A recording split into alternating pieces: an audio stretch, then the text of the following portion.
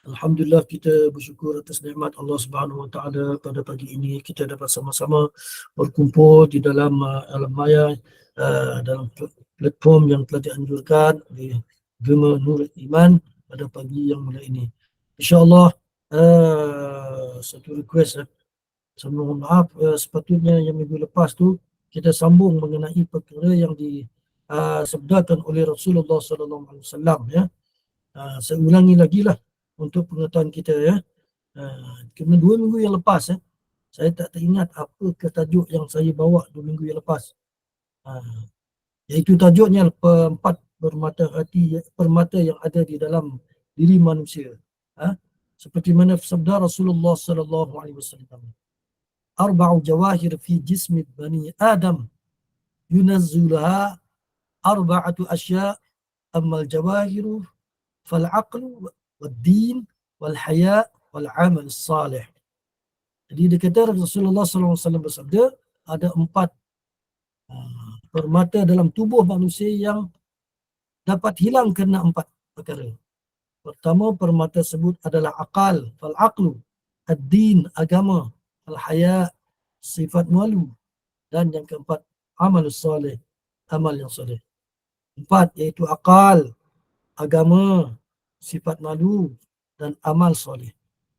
Sebelum ni saya telah mengupas tentang akal, di mana akal ini Allah Subhanahu Wa Taala anugerahkan sebagai alat kita untuk kita memahami tujuan kehidupan, untuk kita memahami agama yang kita anuti, agama yang kita didatangi kepada kita, agama yang diberikan kepada kita, iaitu Islam.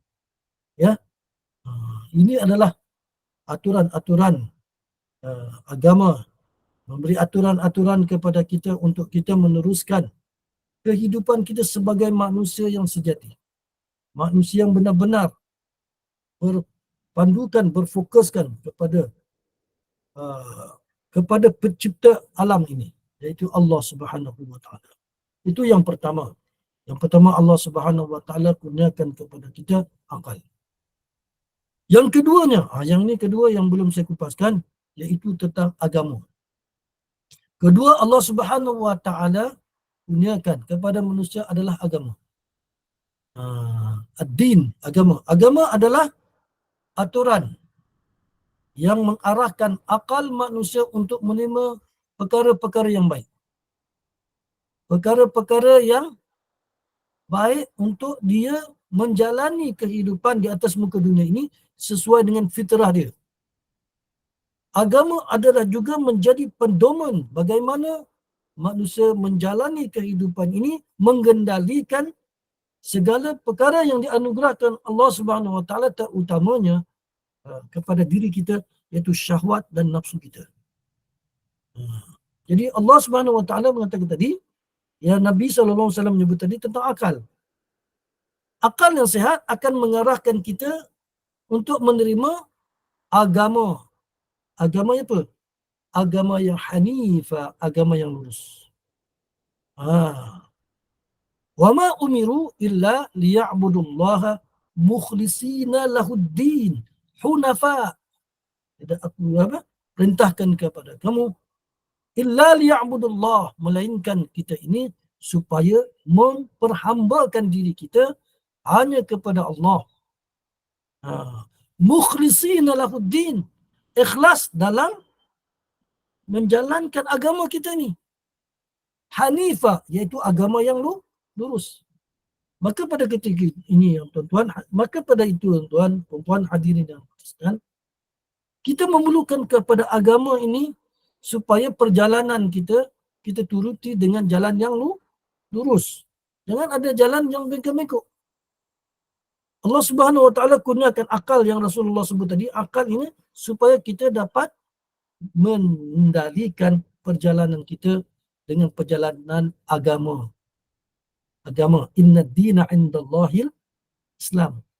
Sesungguhnya agama di sisi Allah Subhanahu Wa Taala itu Islam. Itu saja yang boleh menyelamatkan, meluruskan perjalanan kita ni.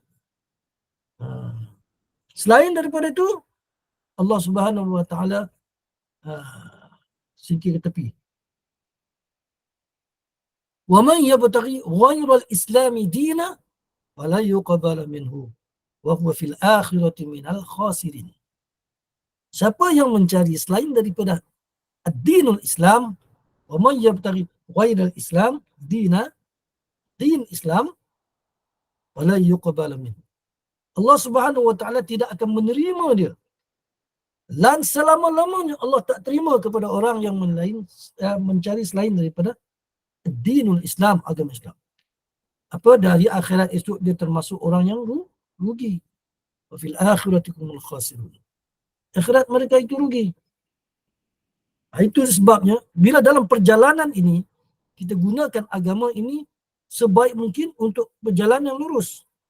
Kalau kita mencari jalan yang selain daripada yang lurus, maksud sayanya kita mencari sesuatu tidak ikhlas, selain daripada Allah Subhanahu wa taala. Kita menjalankan kehidupan kita selain daripada Allah Subhanahu wa taala. Kita bayangkan bagaimana. Maka sudah tentunya kita dikatakan orang yang tidak dikurniakan akal, orang yang tidak menjalankan kehidupan hariannya dengan agama. Semua orang ada agama, tetapi kita nak supaya apa yang Allah Subhanahu wa taala akalkan kepada kita ni, berikan akal ni, kita gunakan sebaik untuk menjalankan kehidupan dengan beragama, yakni agama Islam.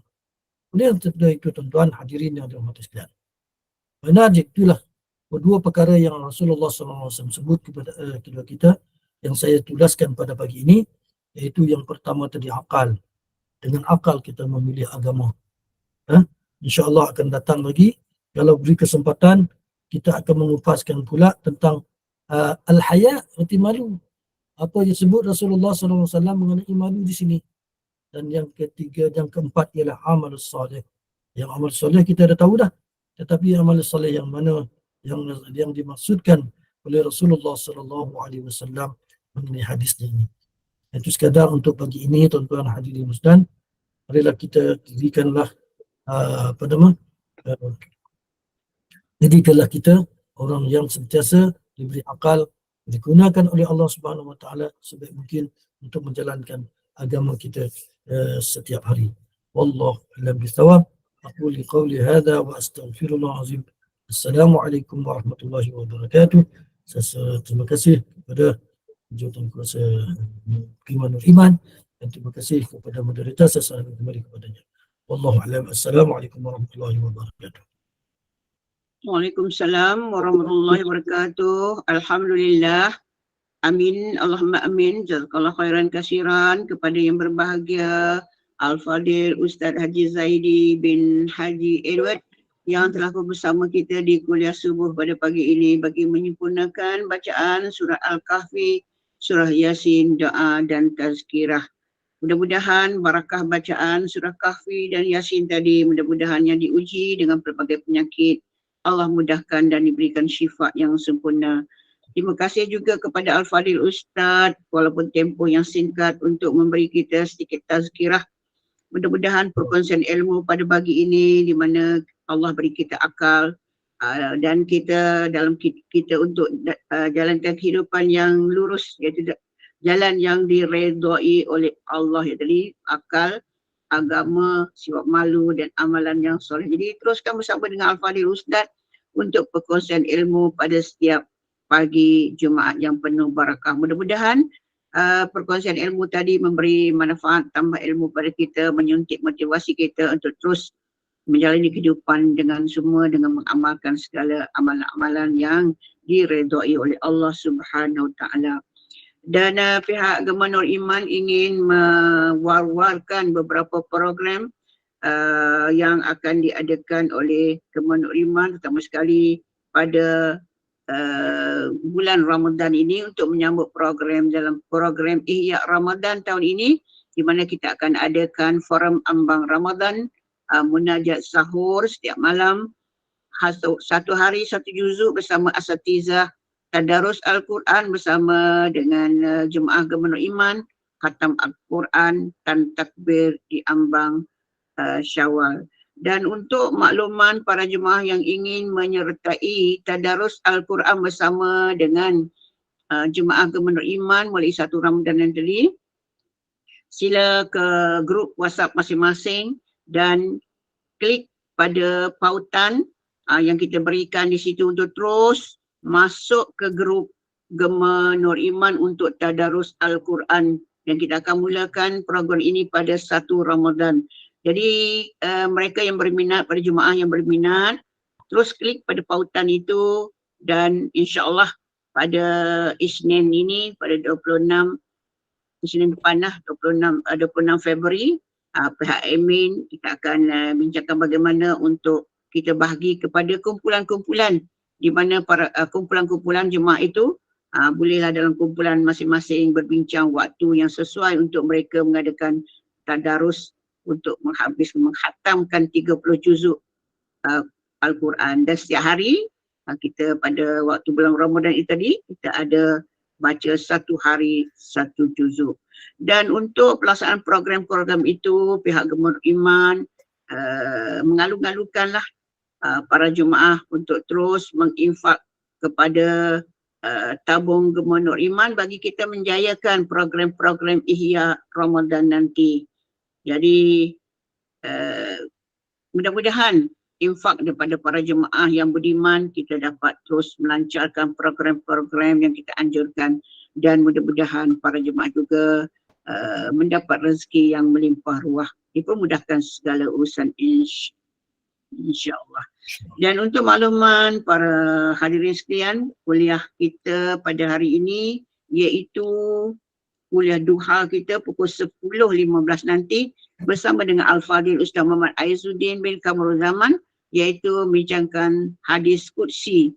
Jadi teruskan bersama kuliah duha pukul 10.15 pagi, dan kuliah-kuliah yang lain sila rujuk di WhatsApp group masing-masing. Jadi untuk itu saja pagi ini, dan sebagai penutup sekali lagi kita persilakan yang berbahagia Al-Fadhil Ustaz Haji Zaidi, Haji Edward untuk menutup kuliah kita dengan bacaan tasbih kafarah dan suratul As. Dan saya mewakili tim Gemenur Iman sekali lagi mohon maaf atas kekurangan kekhilafan sepanjang program kita pada pagi ini, dan saya akhiri dengan lafaz yang mulia, wabillahi taufiq wal hidayah. Wassalamualaikum warahmatullahi wabarakatuh. Assalamualaikum. Bismillahirrahmanirrahim. Subhanakallahumma bihamdik, nashhadu an la ilaha illa anta, nastaghfiruka wa natubu ilaik. Bismillahirrahmanirrahim. Wal 'ashr. Innal insana lafi khusr illa alladhina amanu wa 'amilus shalihat wa tawassaw bil haqqi wa tawassaw bis sabr. Sekian, maaf, sampai kita berjumpa lagi dari hari dan waktu yang sama insya-Allah. Assalamualaikum warahmatullahi wabarakatuh.